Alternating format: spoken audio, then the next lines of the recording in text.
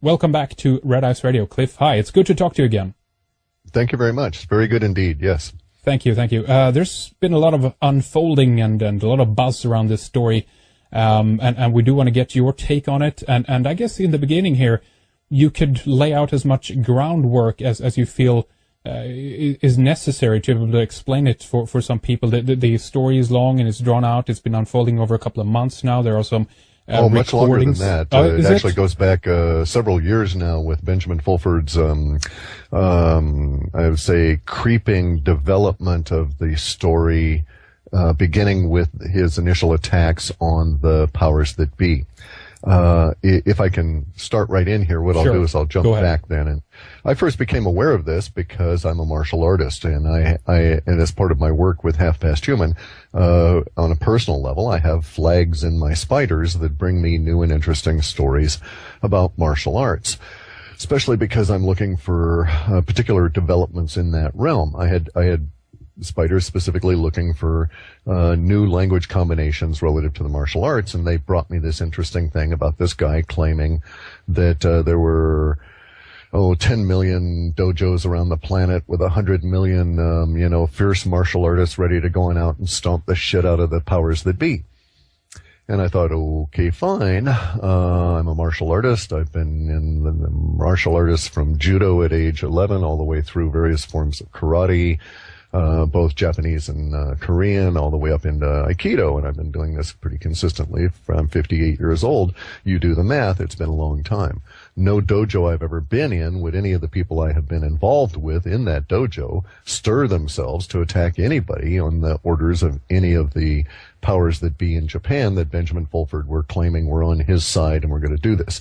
It's a very complicated story, but you can look at it in two different levels. You can drill in on all the details which are spun out of the mind of Benjamin Fulford, amplified by the inaccurate conclusions and accepting mind, uncritical mind of David Wilcock, as well as the now pumped in information from, my opinion, powers that be via Drake, because they've discovered in their terminology that Fulford and Wilcock are useful idiots and are good mouthpieces for information that they want to have out there with a certain level of emotional histrionics involved. You have to understand that Benjamin Fulford has a couple of claims to fame, which he's used the claim to fame to attempt to claim expert status as a result of that fame. Now, I'm not a real fan of experts. I have no degrees myself, and I don't trust anybody who does because of a whole lot of reasons. We needn't go there, but Benjamin Fulford is saying that because he used to work for Forbes magazine, he is an economics expert. Right. I would tend to disagree. I've been in Forbes magazine. If you want to check, you can find my picture in one of their issues in the late 90s relative to my software called Vortex and a company, which was a precursor to Half Past Human that I was running. And they put me in Forbes magazine. As a result of being in Forbes magazine, I had to investigate it. Bear in mind, I'm not a financial or money aficionado. I came into all of this kind of stuff through the software and science world, and sort of stumbled into this component of reality. And so Forbes magazine calls me up and they say, hey, we want to put you in there. And I think, oh, Forbes, yeah, that's right. I've got this image in my mind of Forbes magazine equaling something like an American version of The Economist. Mm. And that could be no further from the truth. I mean, it is the opposite end of The Economist. It's the People version, People magazine version of the economics world. All they do is take your picture, pump you up, pimp you out, and slap you in there with a few hundred other whores for all of the other Wall Street guys to try and come and feast on you. And that's the whole point of Forbes magazine. All they do is collect information. They are not an intelligence outfit. They are an information collector for other people to come on in and eat up. Quite literally, they're part of the predatory capitalism thing. But so Ben Fulford, all he had to do was to be a personality spotter, not in any way an economics genius. So it's not surprising that the scheme or idea that he's presenting in my mind is grossly inaccurate in its view of reality, because he is not an economics genius, in my opinion, and the information he's presenting, that there's this whole new, I'm going to encapsulate it in a nutshell, and we go into the details. Good to do that, I think. Yeah, his idea is that there's the Yakuza, the Japanese crime syndicates that are honest criminals, honorable men who are criminals and don't make any bones about it, are going to get together all these 10 million dojos and force the powers that be to accede to being arrested in their tens of thousands, and their whole money scheme is going to be replaced by this giant gold-backed money scheme run by the Yakuza and parties that are unnamed but go by the name of the collective name of the Dragon family. And is this the White Dragon Society, basically? Correct, exactly. Many names in this thing. And again, I'm encapsulating and boiling it down to a thick syrupy mass, and we can get into the details later, because my point is the details are actually immaterial. They do not matter because the whole thing is fictional. But my point on this is that his idea is that one money scheme, the current global petrodollar, euro, transnational forex managed scheme, will be replaced by another one in which money will rain down upon the masses of the people, and the powers that be will disappear overnight. That kind of a deal. So it's in my mind, it is yet again another external savior myth. Which is what they always hook us humans with. Doesn't matter if it's religion, science, philosophy. If you look deep enough, you'll find someone in there promulgating the idea that something outside of us is going to save us. And if you look at Ben Fulford's language, which I do because I'm a linguist, you'll find that throughout his entire message for the last couple of years has been this idea of the external savior coming to save us, and he's sort of like the prophet of all of this. Now, what has occurred is a relatively common phenomenon, and that is that someone with an uncritical mind and also a certain amount of fame, and that's David Wilcock, has latched onto Ben's story. Now, we have to understand that David Wilcock is not ill-meaning. He's not mean-spirited. Is it fair to call him uncritical, though? He's done some really good stuff. No. It is quite fair to call him uncritical, and I'll explain why. Okay. In my opinion, it is fair to call David Wilcock uncritical because his approach seeks for success. He said he vetted Drake. Well, he sought to prove that Drake was who he claimed. Therefore, he stopped as soon as he found the first piece of evidence that validated something in David Wilcock's mind, that Drake was who he claimed. Now, if any person in our reality that is based on having to go on out, for instance, and sail around the planet or build a road or craft a building, knows you don't stop at the first point that proves your theory. In fact, your whole point in vetting someone or vetting a process is to disprove them. And I'll explain why. If you set out with the idea that you wish to disprove them, then if you fail, you succeed because they were legit. But if you succeed, you succeed because you've proven that they were a fraud, or, that your theory was fake, or it was a invalid way to approach reality. Mm-hmm. This is, in my opinion, the approach of a rational being in our reality. You set out with the idea of saying, I can't trust this. Now, David Wilcock always sets out, in my opinion, with the idea of finding the evidence to validate his opinion when he sets out. So he did not attempt to vet Drake, in my opinion, nor did he ever vet Fulford. All he did was find something that he could pin in his mind that said they were legitimate. There was another person in there. I listened back once again today to the recording, the first one there he did with Drake, and he mentioned that there was another unnamed source, as far as I understand it, and that confirmed that Drake was the real thing, and that Drake kind of confirmed that he was the real thing. This is the difficulty, of course, when we have unnamed sources. We don't know who it is. We have no idea from our point of view, which must be understandable for David and everybody else who believes this as well, that, we can't know what's true or not. And anyone can say that we have, X amount of people out there that are verifying the story. But from our perspective, we only get what we hear, basically. There you go. Now, let's stop with that perspective right there. As rational beings, just the two of us, how shall we proceed? Shall we assume they're correct and base our movements through reality on that assumption? Or shall we assume the opposite? Because there's really very little operating room in between. We find it very difficult to go along with the idea of, well, I'll not make a decision. Not many people can hold their mind in a state of deliberate indecisiveness. So I find it is easier to say, well, if I can't prove it, Like I say, my pappy was from Missouri, which is the show me state. And around here, it's like, well, you show me and I'll start to think about that maybe I might someday in the future grant that it's real. I mean, I'm a skeptic, I'll grant you that, but it makes going through life a lot easier because I'm rarely going to run up against that real huge wall of disappointment that you get into with these cults of personality, which is basically what's developing here at the moment. We've got Fulford claiming that the Yakuza and the 10 million strong dojos are going to force a particular kind of an outcome. That's absolutely bullshit and bogus to begin with. There's not such a thing as a coordinated global dojo society that in any way is central authority. So there you go. There's Fulford citing that one central authority, this Yakuza-controlled central authority, is going to take on another central authority to save us. He doesn't get into how the Yakuza are gonna benefit. And in the end, you know what they're offering? This is the funny part of it.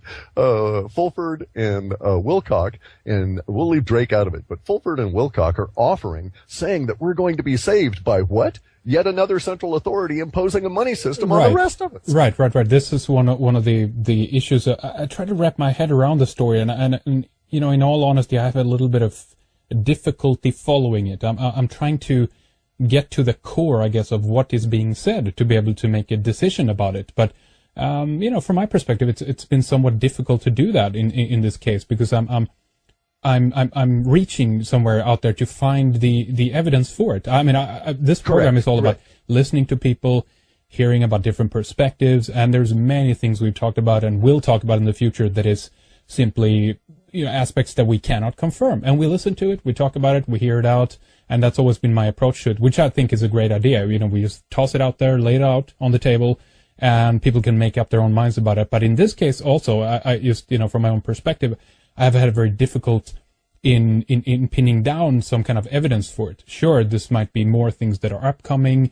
There might be more things added to the story. So I don't want to jump to, prematurely on it as well and just say this is bunk and bogus. But I guess I've been wondering a little bit if sorry to interrupt, but if some people then are going to be replaced at the top levels of the elite, who is doing this? Who are they going to be replaced by? Or maybe the positions shouldn't be there at all. Go ahead, Cliff. The even better question: who are they going to report to when they replace the ones there now? Exactly. Yes. Okay, so because nothing would have changed, see, meet the old boss, meet the new boss, same as the old boss. Yeah, there you go. So it's just that situation all over again. And it's like, okay, Ben, that's fine. You've got this nice little storyline going, and I won't go into the idea that you can find discussed everywhere in psychology that the mind is so infinitely complex it can never be used as a device for examining self because we can never find the end of its twisty little trails. And it's always complex enough. Ben is not a stupid individual. He is not mean-spirited, in my opinion. I don't know what his issues are or where he's going with this, or why he's being driven to pursue it. I think I kind of understand what happened to David Wilcock and how he got caught up in it. The Drake person is I think he's a tool in a lot of the different meanings of that. And he's welcome to call me up and dispute any of those if he wishes. And he's also welcome, if he wants to, come on in and be a mean bastard and we can get physical about it if he thinks I'm insulting him. But I don't find his participation in this to be benign. And I'm a linguist, and that's how I'm coming at it, is from the language that is expressed. Right. I could go through and detail all of this and explain it all out to you, but I'm just giving you an encapsulation on it. So we can get a little further. The idea that they are expressing, though, at its core, repeatedly, no matter what evidence may be propped up or proffered, in the future, remember, their idea is that one corrupt system will be replaced with another corrupt system.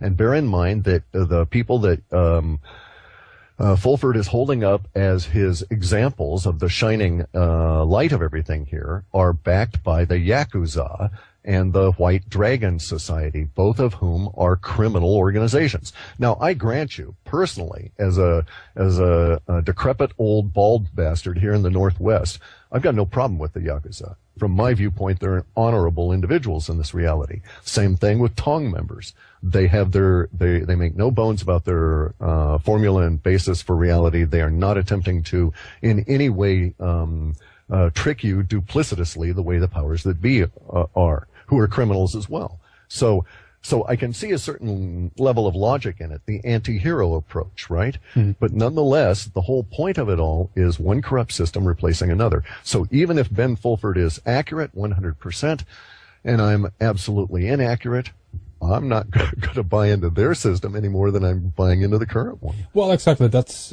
I guess, also my point of issue here is, we're still not in a system then which is where we have freedom for all. I guess what I'm getting at is, I'm not doubting that obviously the elite, the power in charge, have their own criminal ways, and that they on their own level kind of don't deserve to be tossed out of the position that they're in, because it's a great disservice to all of us. But at the same time, if this is done by another similar force, what has really changed at that point? What Correct. You'll find very few people that lived through the process who would say that Mao taking over from Chiang Kai-shek was a great thing. Yeah, it's like arguing, well, it was bad enough under the Romanovs, and therefore it was better under, Lenin and later Stalin. And there's some people who would actually argue, that is the case as well. Yeah. So, there's my real bitch on all of this. The reason that I even spoke up, because I don't really care what kind of a story he's running. I'm not believing it. I'm not buying it. He's not getting any energy from me. So it's not a big deal. But then we ran into a couple of issues here. Enough people that seem to give a damn about what I say were also listening to him, that they asked me, well, what's your opinion? And I had kept having to repeat it often enough that eventually I just wrote it up and put it on my site. And then there's the other issue is that Ben started straying over to an area that is much more pertinent. Now, bear in mind that Ben's savior myth, the external savior from the Yakuza and the White Dragon Tong, is someday in the future, okay? There's never a date given. It's just someday. All of it's very vague as to when it's going to occur. It's all happening now, but yet it's not actually materializing. And it's a big planet, so it'll take a long time for it to affect any of us. But at the same time, now he started to say things that like, oh, hey, the whole radiation thing from Fukushima is bogus, and that it's all because the people at TEPCO and the Japanese ministers and everybody are all in the pay of the cabal that we want to replace, that they're out there spewing their even the minuscule amount of information that they're actually putting out. Okay, and so now he's entering into an area in which he's impacting my reality, because I live here with my Geiger counter, my nuclear disintegration meter that reads gamma, beta, and alpha, and I take readings at least twice a day. And I know the reality of the 800 bar and the 600 bar millistream or millibar jet streams, and the flow from Japan over this way. And I know the reality of the radioactivity in the fish. I've got a lot of friends of mine all up and down the coast here, all the way up north into Alaska, all the way down south into California, all coastal guys. And we're seeing all kinds of strange things in the animals. The planet around us is changing. In that sense, I'm pretty much more of a tribal guy. I live out in the woods here, right? And so I'm very much attuned to my big veggies all around me. My giant 180-foot trees and I get along well, and things are not right in our planet. Mm-hmm. And Ben Fulford is saying just the opposite. In fact, if we believed what he was saying, he's saying I'm a liar. So I had to say to him, flat out, man to man, as honorable a being as I could be, expressing myself as factually and as honorably as I could, without saying any attribution to motive. I told him, I think you're lying, that I don't think you've ever had a Geiger counter in your hand, because and if you did, how do you know what the background radiation was before the episode? Mm-hmm. I can tell you now that I bought my first Geiger counter in the year 2003, and I was so fascinated with it that I just left it on for months and went through battery after battery after battery and kept a log of everything I heard. So I knew my background radiation running continuously through 2003, 2004, and 2005 when I got involved with other items. And I know now that we're at levels that are hundreds of times that daily. So I know what's going on, and Ben Fulford is going to get people killed with that attitude. So I don't care if he gets himself killed. If he wants to live in denial where he's at and what's going on with the radiation in Japan, that is his business. But he's also saying things about people that I'm am kin to through my dojo connections. Because bear in mind, lots of the dojos I've been involved with do have Japanese connections. Mm-hmm. And the center of many of the martial arts world was actually slightly to the southwest of the Fukushima prefecture. And so there's a lot of people there that are in a world of hurt that have no money to get out. And we're dealing with that at a dojo level, actually trying to raise money for people to relocate to us, what amounts to honorable relics and that kind of things, right. You know? Right. And so I'm living in that world, and it's not what Ben Fulford is saying about Japan. So he's giving a false impression or an ignorant one. And either way, he's got to be called on it. Right. We're definitely going to talk more about Fukushima, your ideas about this, and the severity of the situation, what really is happening, and so forth. You have some interesting information about that. Before we leave the subject, though, there's some more things we want to discuss here, obviously. Now, I don't read or speak Japanese, and so I have no way of knowing if any of the information that Fulford is talking about is confirmed in any way from other sources in Japan, in Japanese. Have you come across any of such confirmation, correlating details, information, such? Sure. Yeah. Well, yeah, actually, he's a reasonably good Japanese linguist, and his grasp of the underlying Japanese as opposed to the various forms of kanji is in my mind, really good. He does have factual supporting evidence, as does Wilcock. They can point to things like, I think it's up to like 800 plus now insiders have resigned their positions and are taking retirement at the ripe old age of, 39, that kind of thing, right? All these suspicious retirements, sudden vacation of very plush positions and everything. Yeah. As though, now this is where we start getting into the details of their whole story, and this is where it starts getting really murky. And the issue is that they point to something and they say, aha, I see a stone in the road. I know that stone moved there of its own volition, and that it did so because it was afraid of what was going to occur over here on the side of the road. And, the mail cart's going to come and flick it out into the middle of the road. Okay, but basically they're saying the same thing about these 800 people. They're saying these 800 people all resigned because they're afraid of our ninja hordes and what's going down and the mass arrests coming. I would proffer that these 800 people are part of the elite. The elite are deliberately crashing the system, which we could go into the cycle of that. Every 20 years, you poor fellows in Europe should have wised up and seen our experience. 20 years after we let in the Federal Reserve, they crashed it and they raped the country. Yeah. So it was a Bohica, bend over, here it comes again time for y'all. And so, if we let the central bankers get into the Middle East, 20 years from now, they'll rape the Middle East and own all of their land. And as soon as the central bankers get into China in a big way, 20 years later, there won't be a Chinese thing left there. It'll all be owned by somebody in Israel. So, it's just one of those situations. The economic structure that is being proffered to us, especially by on either side, by Ben or by the powers that be, are all basically unsustainable. Now, what I find interesting about the whole problem with Ben Fulford and the other part of that stew is the offers of money for everybody, free. He's actually used terms like, money would rain down on Europe. Yes, and it would solve the Greek problem. And what they fail to understand is the basic underlying principle that we all operate on. And by the way, they have factual information. There are trillions of dollars of bonds, U.S. Federal Reserve bonds, supposedly secured by gold that were indeed legitimate.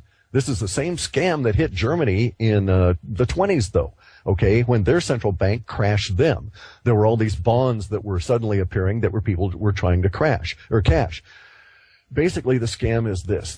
The Federal Reserve Bank goes over to China at the time of a war that they engineered going on, World War II, and they say to all these rich Chinese, you're going to be overrun by the Japanese here. We know for a fact you're going to lose all your property, and you're going to lose everything you've got. But we will loan you all of this money based against these the gold, and we will secure your freedom in a Western area where you won't have to worry about being shot as a warlord or, a local domineering bastard. and have all your goods taken away from you. And so they get all the gold from the locals. They take it back over to the Federal Reserve, just as Ben Fulford and David Wilcock are suggesting, and they give them these bonds to be redeemed at a later date when the whole world is settled down. And oh, by the way, when you give us your gold, we'll promise to give you back more gold because we're going to make a lot of money with this. And that itself is a scam. What everybody fails to recognize is, okay, let's stop and state that Ben Fulford at one point is actually saying that the Federal Reserve is an honorable institution, which is bullshit, because Ben Fulford and David Wilcock are saying that the Federal Reserve stashed this gold. What they don't understand is that there are people that do assays of the various minerals on the planet, and they can tell you down to basically the tonnage level as to what percentage of the crust is this mineral at this point on our planet's developmental history. Now, I maintain, as an aside here, that the expansion of the planet changes those ratios dramatically, and we're in one of those periods right now. Mm-hmm. But nonetheless, the premise is that Ben Fulford and David Wilcock think that all the gold that the Federal Reserve stole from all the Asians in World War II, especially the gold stolen out of the Philippines, is stashed somewhere in big caves. And they're willing to listen to anybody that says that they've been in those big caves and they've seen these caves, because they want to believe it. The real fact of the matter is the Federal Reserve had that gold. It did issue those bonds. And what it did was it sold that gold as soon as it got its greedy little hands on it. And then later on, it conned to somebody else that it sold that gold to out of that gold and sold it all over again. And that's part of how it works. That's the whole banking scam. And if you'll note, there's a specific level of tonnage of gold on the planet, and all it does is change hands. Now, they do have accuracy. Getting back to the original idea or do they have evidence? Well, yeah, there is evidence. There are these bonds. But then, to a certain extent, they're saying, yeah, there's evidence that the feds are crooks, but we know they're honorable because they stashed that gold and it really exists somewhere.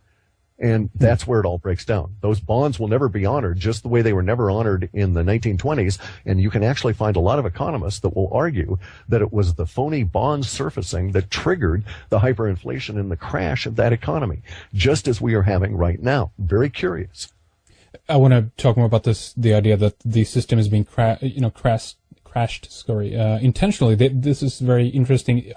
There is a lot of talk about the Pentagon, personnel, I guess, then within the military and potentially within other places in other institutions in positions of power that in some level seem to organize according to the some of the argumentation points raised by the people we're talking about here, which also is very difficult to verify, of course.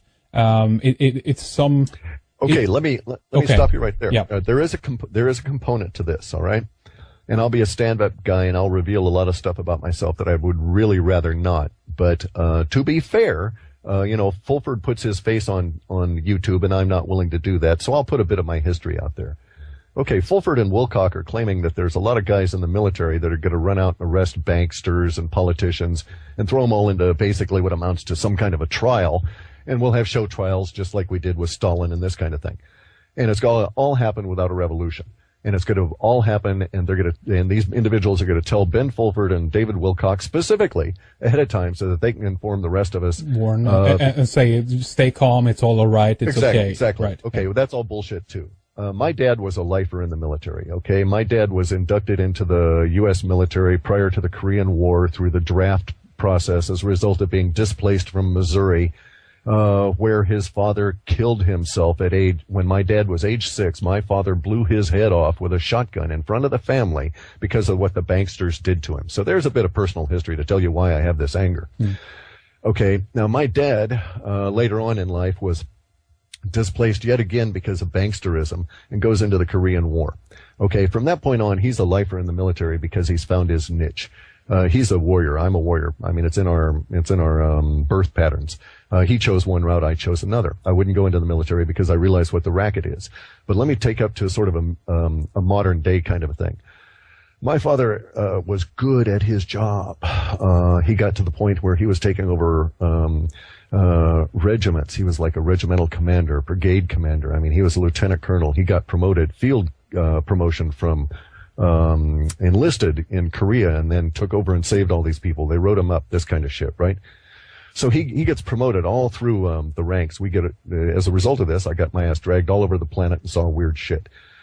as a kid, and I grew up as a military brat. And so, you kind of talk about disengaging yourself from the matrix around you. How can I say that, I've ever disengaged myself when my entire life, until I was about 16, I lived off of that, right? Through my dad's effort there. Nonetheless, so he gets up to the point where in 1968, he got a big promotion, 67 actually, and he was promoted to Lyndon Johnson's staff as a lieutenant colonel on his way to full bird, heading out to general, right? And they put him in charge of something, and we can go into it if you want. We need not bother. But he was the military liaison between the White House and the operation that we came to call the Chicago Democratic Convention and all those riots and all of that business, right? Okay, within days of the completion of that and debriefing, he left. He quit. He volunteered to go back to Vietnam for the third time to get the hell away from there. And life was never the same for any of us in our family. And so so I know the military. I lived through the Cuban Missile Crisis in a bunker because of what my dad did and who he was. I'm the son of a lifer, a guy who chose that from the ranks. Not one of the guys who came out of West Point, not any of that level of the officer corps, right? So I saw it from the rough side. And Ben Fulford's lying. Those guys in the military are in a bind. They may indeed want to do this. There may be individuals that would want to do this. But bear in mind, their minds are controlled to the level that you cannot understand unless you live in it. And so every action they would want to take, there's 20 or 30 reasons already prepared in their mind for them not to take it. And these people are schooled in hierarchy in the reptilian mind to the point where they live in it constantly. Right. You're talking about the breaking down of an individual as they go into the military, and then the rebuilding up of them again according to the standards that is set according to military protocol, meaning that it's very difficult for military personnel to break outside of the perimeter set for them. Is that a good way of explaining it? Correct. Yeah. Their minds are so heavily controlled that the parameters that exist within their minds bind them to a reality. They cannot see a reality beyond that. My father existed in a level because he was spanning two worlds, because he was promoted into high-level officer corps. He saw it, but he saw it from a guy who was so traumatized by what he went through as a kid and the depression and stuff that it made an imprint on him that he never saw everything the way that they really wanted him to. And so I got an impression and was told a lot of things and lived with a lot of things that other people, especially as kids, wouldn't have been privy to. And I know even in the movie 7 Days in May. Mm-hmm. Okay, that was based on real action. That was there was a time there in the early 60s when there was that potential that there was going to be that breakout in the military, and they weren't going to buy into the racket that was Vietnam. And a lot of military people died as a result of their thinking. They were the first victims of, or persecuted for thought crimes. And they made a movie basically warning everybody else about it. Interesting. If I, for a moment, can go back to some of the points you raised earlier, you asked, Sure. you mentioned that Drake is a tool, but basically, and of who? Do you have any idea about this? I don't want to speculate. You can say Montauk, you can say MK Ultra. They're just labels. It's like I go out with my night vision goggles and I see these things flying around. Some things I think are human-made, but who made them? Couldn't say. I can't see labels on those. I can't see any insignia, but I know they're there, and I know they're out there doing things. So Drake's language betrays the same level of control that you would see in a denser, grosser form in the people that speak for the political parties. He is speaking on an agenda, on talking points that have been delivered to him. I know this from the manner and the words chosen for his delivery of those talking points. Can you give me an example of that? I'd rather not at the moment. I may write it up, but I'd rather not because it might betray something I'd rather not. Okay, let's follow. If you wanted to go and listen to him, though, or read a transcript, that's even better. Read the transcript, and every time you feel an internal discontinuity. And as a native English speaker, I feel it. I don't know if you would. But anytime you feel an internal discontinuity in the way the language is being presented, then you know he's stepping outside of his real personality. And there's many of them within the first 10 minutes. Well, I felt this throughout the whole thing in a way, because again, I just go back to that initial point. I mean, I've been doing this radio show for a while. I listened to quite a bit of information pertaining and surrounding these kinds of topics. And I just, again, had a very difficult time of actually pinning down what is being said here. I mean, can we get to the point kind of thing? And it could be me. I might be impatient. Maybe not be, 100% fair there or something. But that's just my initial feeling of what I got from it. That I tried to just wrap my head around it, I guess. But it was very elusive and difficult. But again, as I said before, I want to be fair about this, and there might be more stuff coming up about this, and I'm definitely willing to listen to it. My mind is opened, but not to the point that my brain falls out, that I've said before. So, I'm critical about what I hear. I just don't adopt it into my belief system and immediately, run with it, if you know what I mean. So. Sure. And that actually, the skeptic, have you ever read, what's her name? Pamela Meyer's book on lie spotting? No, I do not recognize that. No. Oh, she's really good. If you ever get a chance to interview her too, she's tremendous. She gives you all kinds of clues to guard yourself against deception, and tells you why, and why reality is so filled with deception, and why it's such a bitch, and why we deceive ourselves constantly, and this sort of thing.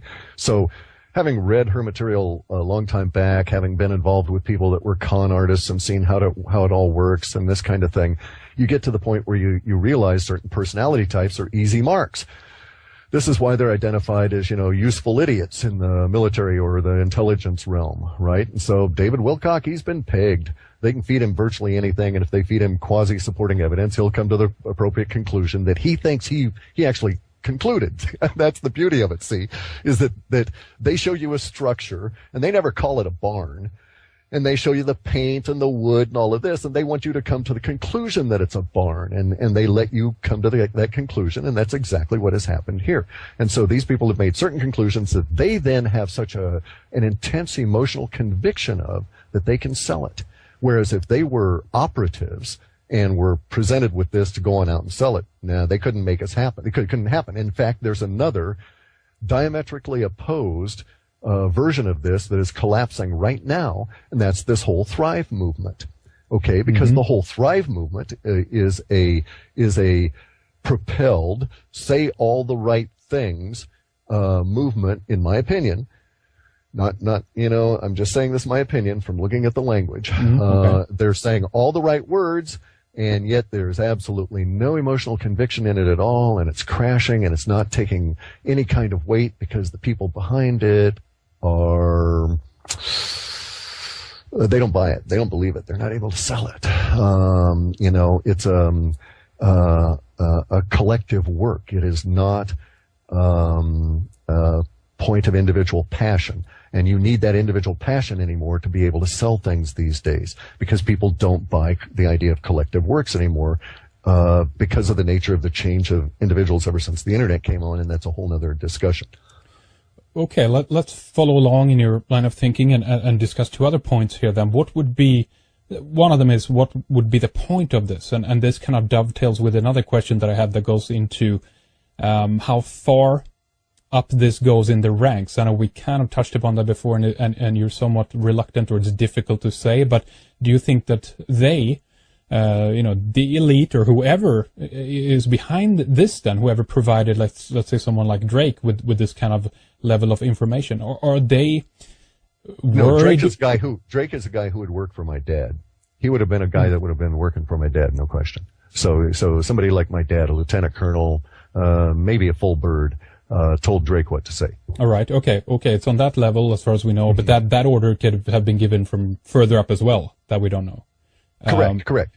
And where the chain goes, that's why I don't answer why questions. I can't say what their agenda is. Yeah. None of it makes sense, okay? Let me ask you this. Why are they pumping out hundreds and hundreds and trillions of pounds of aluminum in the air, in the chemtrails? There's many different explanations, but there's no real clear understanding of why. We know they're doing it. It's almost undeniable anymore by anyone other than the willfully blind. And it's actually gotten to the point now where our biosphere is dying. We have a local tree around here called the madrona that is dying as a result of aluminum poisoning en masse. The madrona trees are just croaking right and left. They're just not going to survive. It has nothing to do with the freezing of the past years, has nothing to do with the weather. They're aluminum sensitive and they're all dying. The whole species is disappearing. It won't be long before our species is gone. We're aluminum sensitive too. So why is it occurring? I don't answer why questions because of the speculation involved. And speculation, like we see with Wilcox and Fulford, leads us into areas that are not productive. Of course, but it does imply something. It probably means something, but the fact is that we can sit here and speculate and say all day what that means, and even come up with scenarios that never was on the on the agenda to begin with. But correct, and that's why I annoy the crap out of my wife and people like George Ure, is because I don't like to think that way. What I would rather think is, okay, I see them doing this. I see them polluting my environment with aluminum. How am I going to respond? Rather than waste my time figuring out what they're doing it for. Mm-hmm. I know there's also other things up there. Morgellons came down by way of the chemtrails. There's other issues going on involved, and it's highly complex. And I could, if I wanted, spend a lot of time thinking about it, but we don't have that time. We now have to start thinking in terms, in my opinion, in terms of how am I going to respond. All right, more on that in a little bit. What I'm getting to here is that, or what I want to ask you again is, do you think that it means that whoever gives the order here are in some level afraid? I don't know if that's the correct word of grassroots movements, that they do want to try to destabilize this. I mean, inherently, I'm more suspicious, Cliff, and this is what I'm getting to, that we have a number of things unfolding throughout the last couple of years here, Occupy movement, WikiLeaks, Anonymous, that are like, whoa, wait a minute, these are big organizations in a way that are vastly changing the geopolitical landscape and people's minds out there. And so I take a step back and just look at this and say, wait a minute now, who's behind this? No. Why? Okay, right. Go ahead. That's what I would say as well. Okay, the who's behind it and why.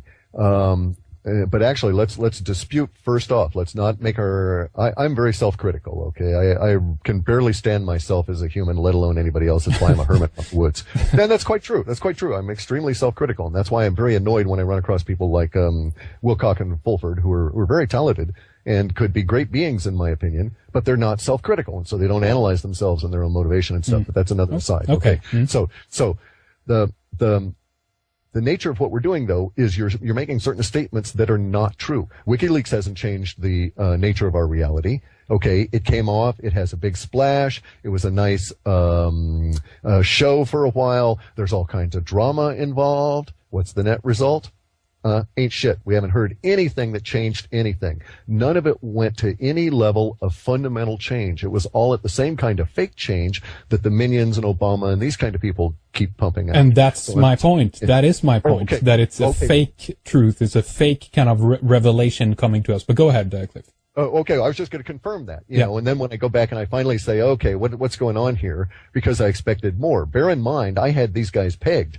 I knew that we were going to enter into a huge period of release language, and I got all kinds of shit from the world for saying so months in advance. And that release language jumped me. It started 3 days earlier with the launch of that ICBM off the coast of California, and then we hit that 63-day period where WikiLeaks came out, and we had all the brouhaha. And I expected that it was real. And then I discovered, oh man, I'd been sold a bill of goods in a sense, because as a person, I read the data, saw the forecast, but I actually thought there was something underlying it as opposed to just the big propaganda brouhaha to keep us all distracted. Make sense? Mm-hmm. Okay, so I was my own victim. So I'm saying let's not be our own victim here. And so I'm agreeing with you. Both of these things, the Occupy movement and this kind of thing, not the solution. They're distractions. WikiLeaks is a distraction. If WikiLeaks comes on out and tells me that they murdered Pope so-and-so and they did this for this reason, and that the space alien agenda has been involved in the Catholic Church since back when, and every single one of these military patches that we see in the NASA things that have green eyes go directly to the space aliens that are controlling the intelligence agencies out of the Navy's largest intelligence base, which is in Kansas. Then I would say, okay, WikiLeaks is starting to tell us something that is useful, that is meaningful. But all this drama about Hillary and the other elites and getting us focused back on the celebrities and stuff, fuck it. I don't care about them, you know? They can go rot in hell. Ratzinger I don't care about as a person. He's an evil bastard, and I have a personal history that goes back to the Catholic Church in Germany that we can go into some other time if you want. But as an individual, he's not worth killing. He's as much a stooge as the guy who wants to be king of the planet. What's his name? Not Michael. David Rothschild. Mm-hmm, yeah. These people have their strings pulled. I used to, when I was still working software in the 90s there, and I was all wrapped up in my projects and stuff, I got really irritated because it looked like the bastards in the political realm. This was when I didn't really grasp what was going on, bear in mind, okay? I was still fascinated by my mind's ability to invent things and was just pursuing that. And so I kept stumbling across this stuff, and for a while I was really pissed at George Bush and all these guys, right? And because they were taken and they were going to kill my people, my friends, the people I grew up with in the military, my cousins. We lost more men in my family in Vietnam than, I'm one of the very few that are left. I'm a survivor in that sense, but I'm the remnant of the DNA line because so many of us got killed off. And so I have this personal thing about these individuals being thrown into harm's way when they are just brilliant, creative people that can go on out and we could fix the damn planet if we weren't focused on killing somebody on the other part of it. And so I got really irritated at George Bush. But George Bush, I actually went to the trouble of investigating it. And this poor twisted being, was shoved around and maligned and maimed by the satanic bastards that are his parents. And, Right. So we are a gigantic planet. We are a dysfunctional family.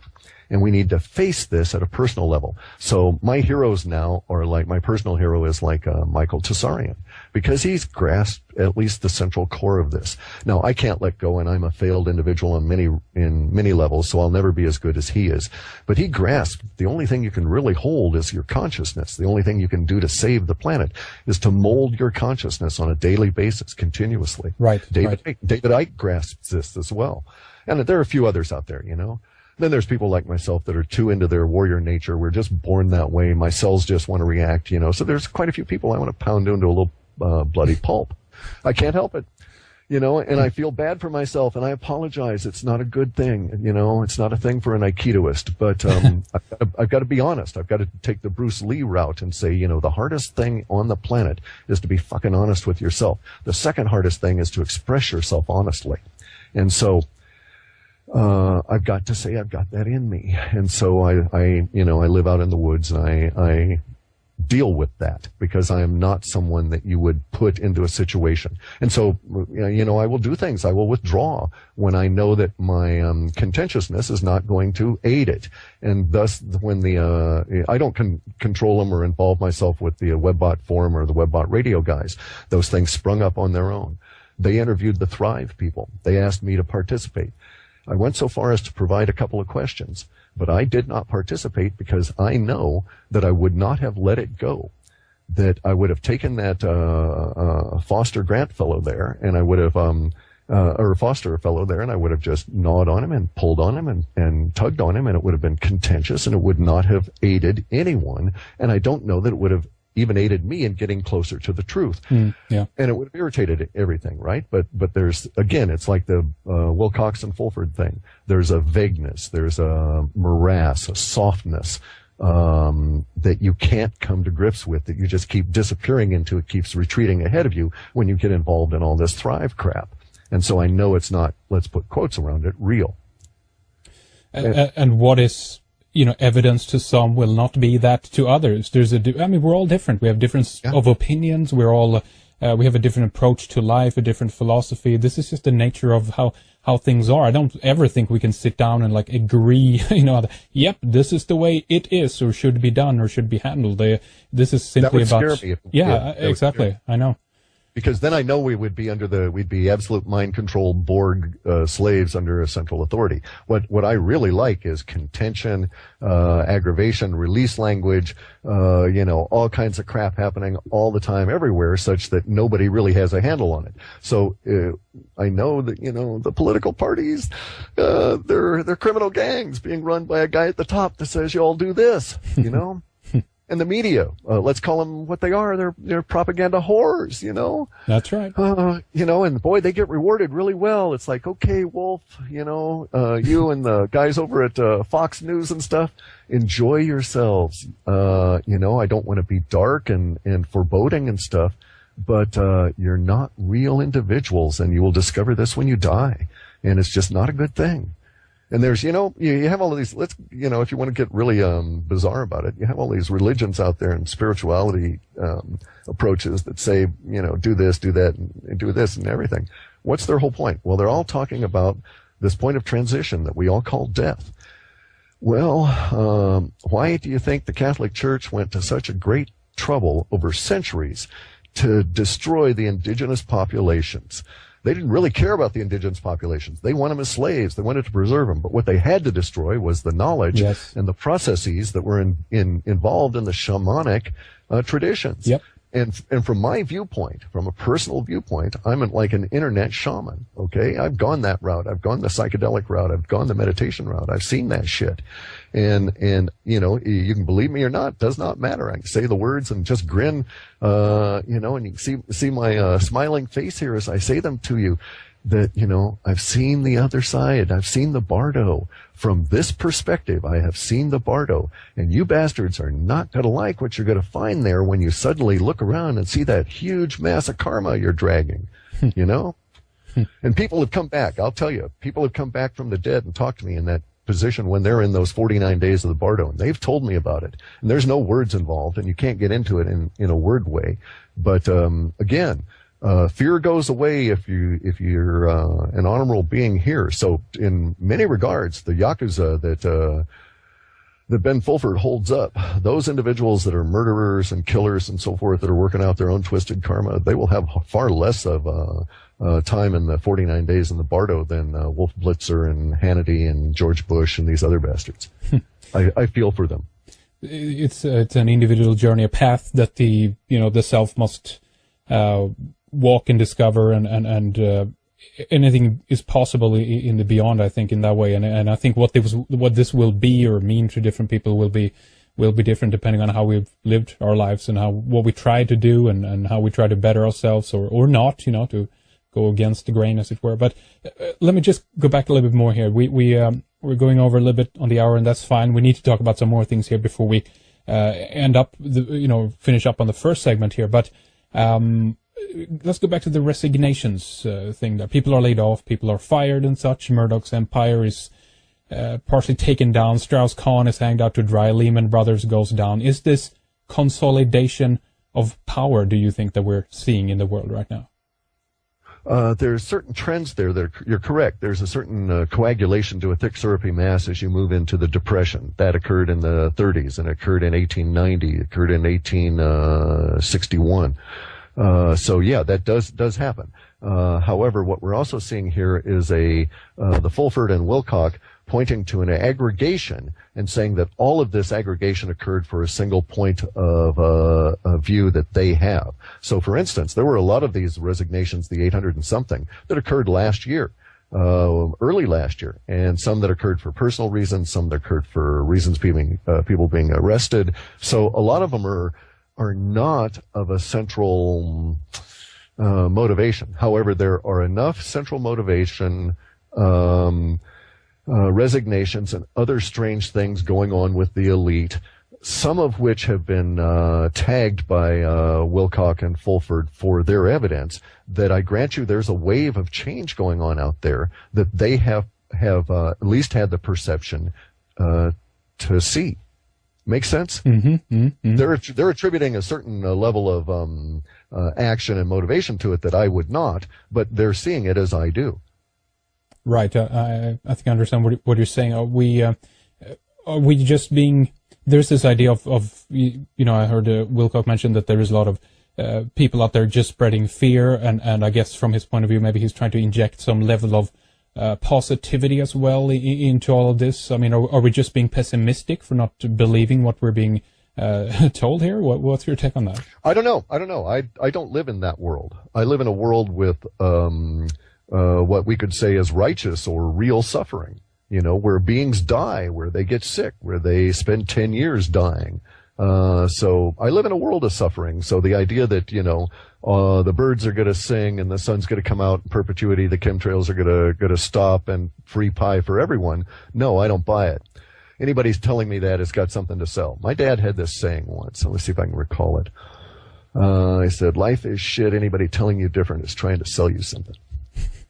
And he's correct. Now, admittedly, that was after his, third tour in Nam, and he'd seen some stuff he'd rather not, but he's quite correct at that. There is deserved suffering, right? I get a saw blade through my leg, I must suffer the consequence of that act.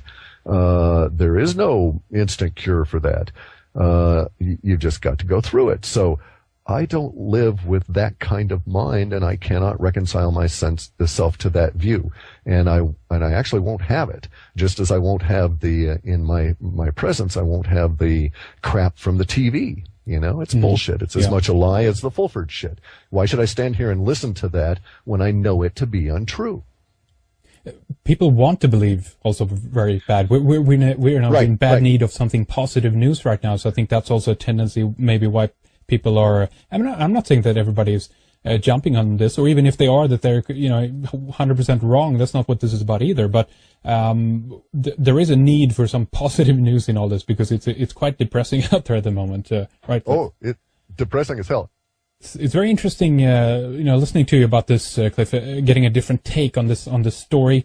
And as well, on top of it, as we know, extraordinary claims demand extraordinary evidence. And that's all we're kind of, talking about here in a way. We were trying to understand what is being said and how we can believe what is being said, and also why we shouldn't to some extent until more things become available. Right, exactly. It goes back to that same issues that they used to have in the old Cold War crap. And do you remember Reagan saying the trust but verify? Right, yep. Okay, well, there's a hidden side to that you never hear stated. If you can't verify, you can't trust. That's right. Okay, so I can't verify any of the stuff that Fulford is saying about, or Wilcock, or any of these people are saying about unnamed sources. So I can't trust any of them. But we can believe. Right, correct. Now, and also, let's. I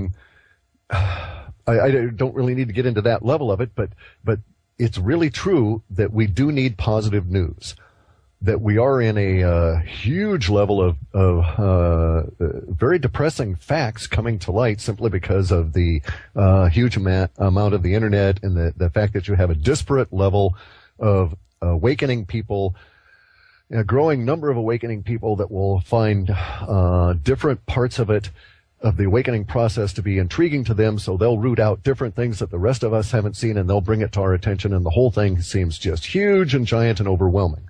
And it's all quite true. And it is huge and giant and overwhelming.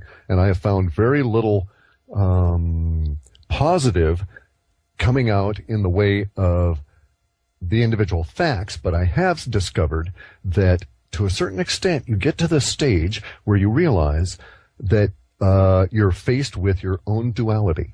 Again, we go back to like the Michael Tessarian, your own grasp of your own consciousness. This is the only thing you can control, is your attitude, your response.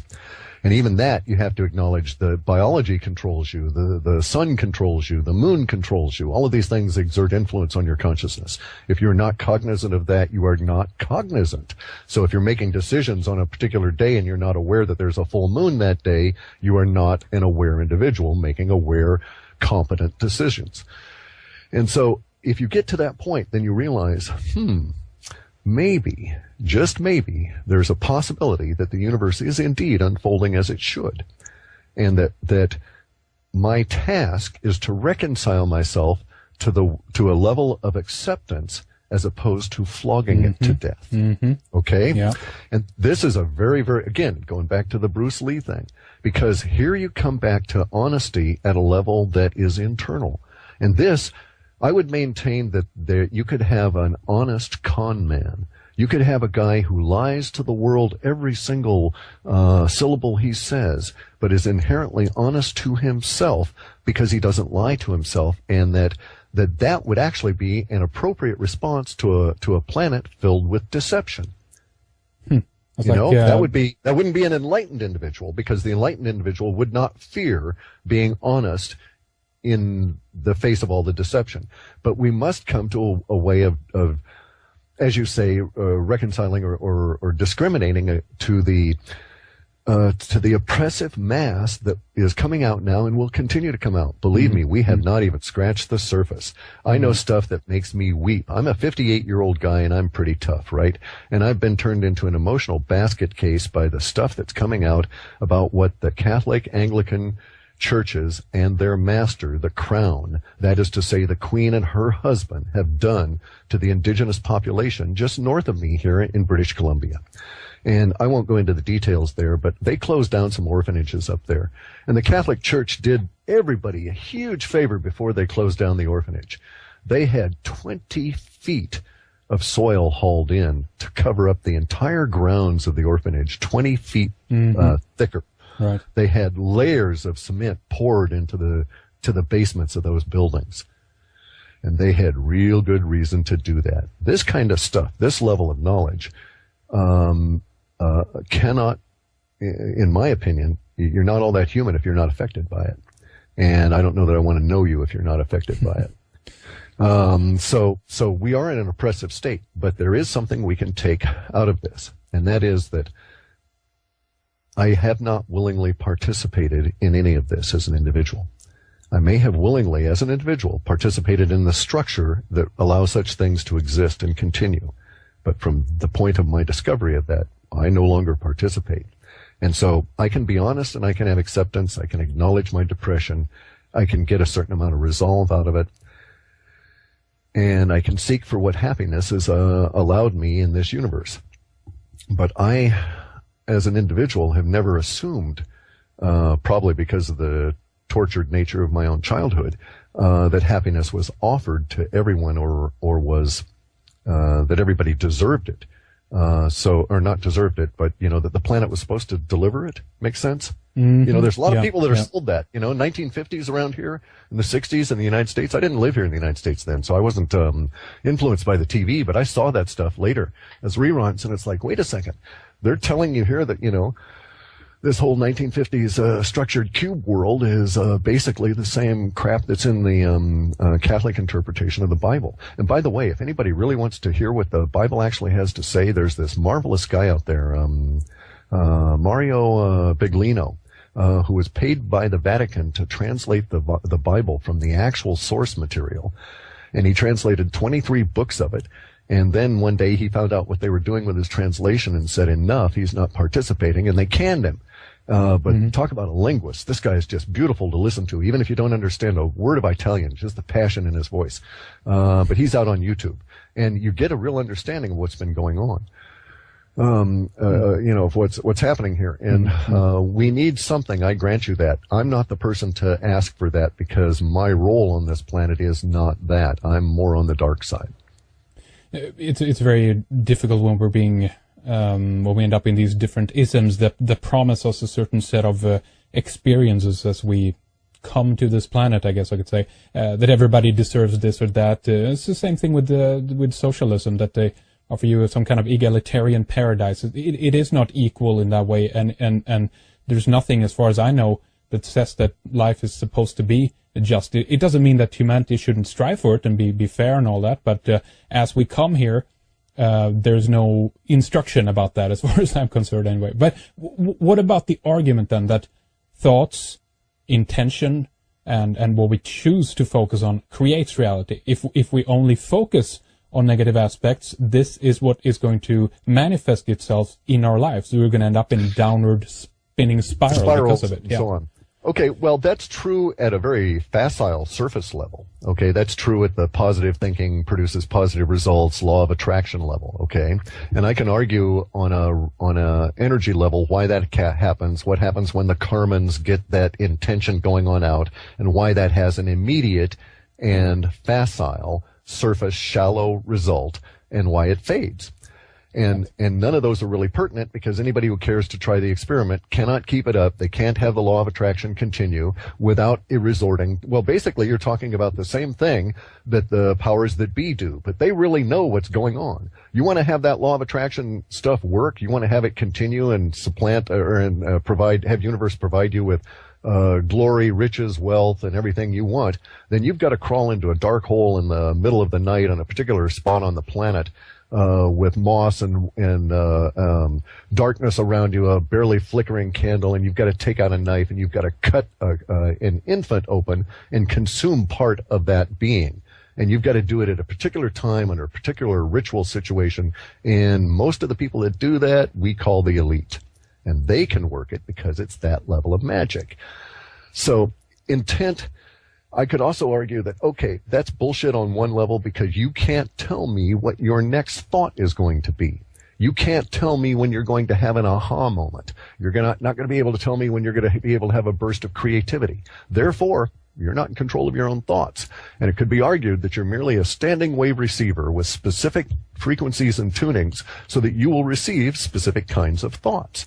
And so I had the idea to form the series of software programs that led to the creation that George Ure called the web bots. And you didn't because I'm tuned that way and you're not. You had the idea to be a really cool red ice guy because you got that tuning. And the guy 4 desks over from you who may have had close to it is working for you. So we have that idea that the decision to move your arm comes from somewhere else. We actually don't have any free will. This is just, we're just based on the impulses. Go ahead. It's much more complex than that. Much more complex than that. You have to understand that you don't control where your mind does not, at the level of consciousness, as far as your little c consciousness in your body is concerned, it doesn't control where the skin ends and the atoms of air begin. Okay, so you're not in control of your body. You have no absolute control over that. The most you can do is to these crude levels of control of feeding it or not feeding it, breathing or not breathing. And even then I can argue you can't not breathe. But you could not eat yourself to death, okay? So you'd have that level of control. But you couldn't say, when I get up from this chair, I'm going to take parts of the chair with me. But there is no distinguishable difference between the atoms of your butt and the atoms of your clothing and the atoms of your chair. And so if you really were in control of that, you'd constantly be having to filter out the stuff that would intrude on you. Now, as a shamanic energy being here, I know it's much more complex than that. And I know, for instance, that eczema is a condition of disturbance within the energy body that can be corrected, but arthritis is in fact, at least the kind that I have, non-rheumatoid, but rather what they call inflammatory arthritis, is an invasion from an energy parasite. And you can control some aspects of that invasion of the energy parasite, but killing it is a bitch to get rid of it 100%. I've actually been able to do things like reduce visible nodules and distortions in my joints caused by this energy parasite and isolate it to a couple of joints, but I've not been able to kill it.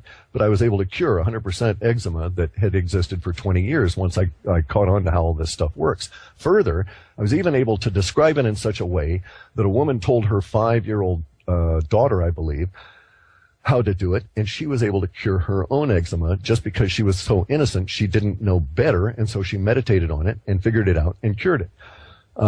So the world is not as we are told. The idea that you can decide I'm going to have nothing but positive, harmonious thoughts is bogus. I would defy that. And in fact, such a state of continuous bliss is not life as I would describe it.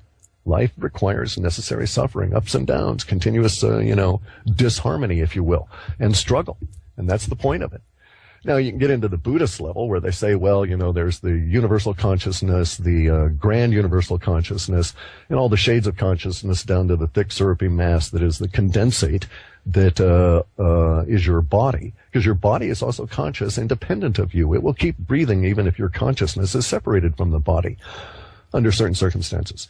So drugs only separate your consciousness so far, but I know people that can meditate so much that they can drift away so far that they won't breathe without a minder. And so you've got to get them back to the level of their body. So they have really good consciousness, much, much greater than the anesthesiologist could deliver. So I'm sorry, I just don't buy it. All right. Yeah, I could do that. I actually have faced the choices, shall I take this path or shall I take the other? And I chose to go to the dark route because of certain things. But I could have done the intention route. I could have done the intentional sacrifice and gone the media propaganda horror route. I've had that offered to me and had it presented. And it's it wasn't attractive to me, so it was a waste of time for me because of where I am and that kind of thing. But because that was exposed to me and I saw it, I know how that works, and it's dangerous, and people need to be advised of that. It has blowback.